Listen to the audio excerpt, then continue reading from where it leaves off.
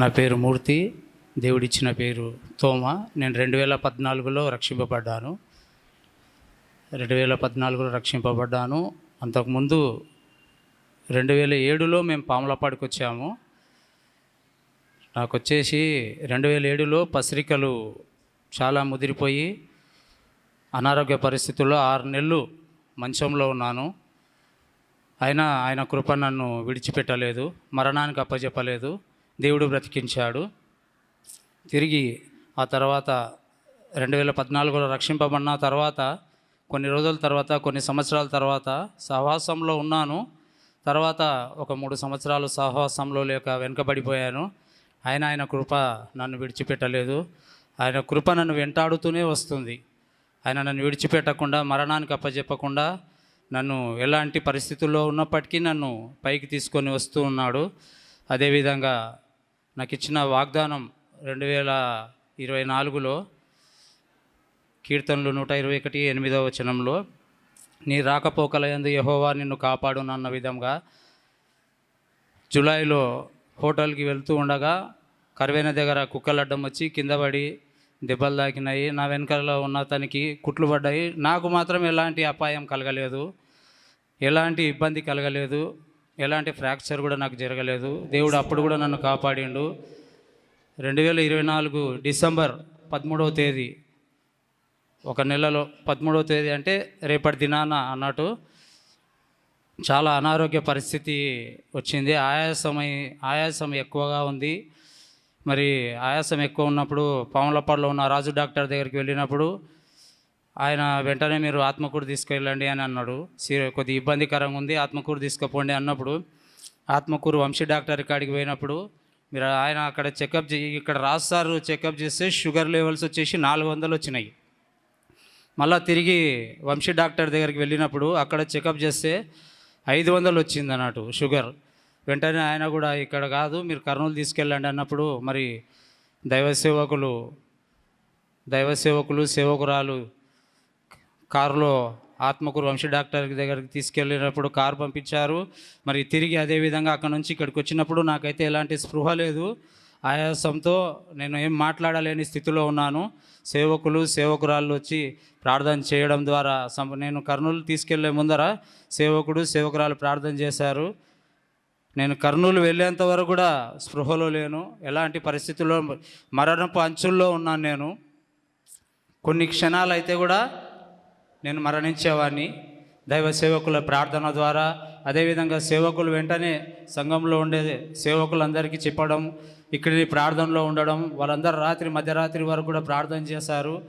వారికి కూడా కృతజ్ఞతలు చెల్లిస్తుంటున్నాను. అదేవిధంగా అక్కడికి వెళ్ళి గవర్నమెంట్ హాస్పిటల్లో అడ్మిట్ అయ్యాను. ముందుగా ప్రైవేట్ హాస్పిటల్కి వెళ్ళాను. అక్కడ వెళ్ళినప్పుడు ఆయన ఐసీయూలో పెట్టాలి, 3 రోజులు అబ్జర్వేషన్లో పెట్టాలి, సీరియస్ ఉంది అని చెప్పారు, లేకపోతే ఇబ్బంది అవుతుంది అన్నారు. 500 షుగర్ లెవెల్స్ వచ్చినాయి. ఆ తర్వాత విజయ్ కుమార్ తమ్ముడు వచ్చేసి, లేదు సార్ మేము గవర్నమెంట్కి వెళ్తాం లేండి అన్నప్పుడు మళ్ళీ తిరిగి అక్కడికి వెళ్ళాము. అక్కడ అడ్మిట్ చేశారు. ఎమర్జెన్సీలో తీసుకెళ్ళినప్పుడు అక్కడ ఇంజెక్షన్స్ నాకైతే ఏం గుర్తుకు లేదు. ఎవరొచ్చి పలకరించినా నేను పలకరించేవాడిని కాదు. ఆయాసంతో ఉన్నాను, ఎవరిని గుర్తుపట్టలేని స్థితిలో నేను ఉన్నాను. అయినప్పటికీ అక్కడ ఉండేవాళ్ళు, సిస్టర్స్, డాక్టర్స్ అందరూ కొద్దిగా అబ్జర్వేషన్లో పెట్టాలి, పరిస్థితి బాగాలేదు.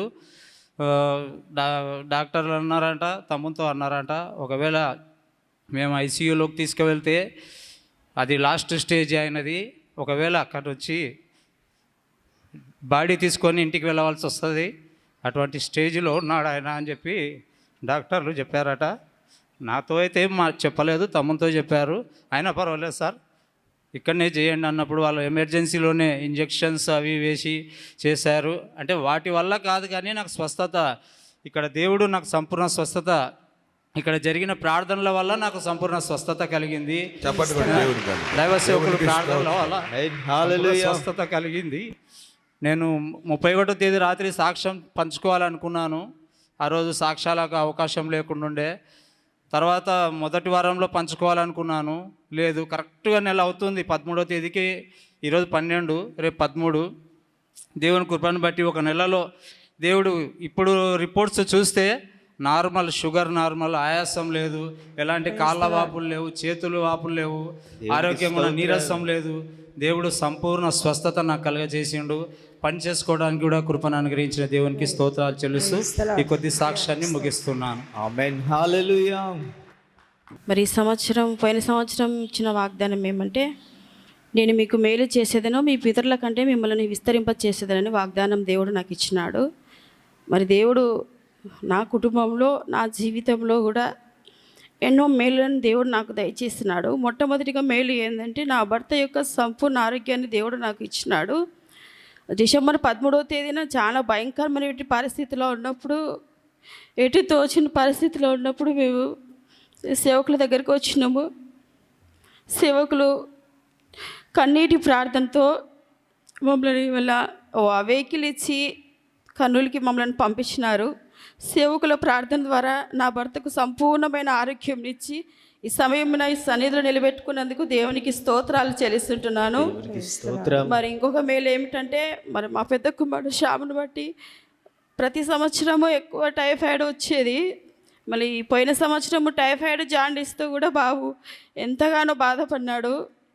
మళ్ళీ మా దగ్గర లేడు కదా ప్రభువా, మళ్ళీ అక్కడ నీ మందిరంలో ఉన్నాడు కదా నేనని మరొకసారి నేను కూడా ప్రార్థనలో నేను అడిగినాను దేవుణ్ణి. మరి బిడ్డ చుట్టూ దేవదూతలు ఉన్నట్టుగా దేవుడు దర్శనంలో చూపించినాడు.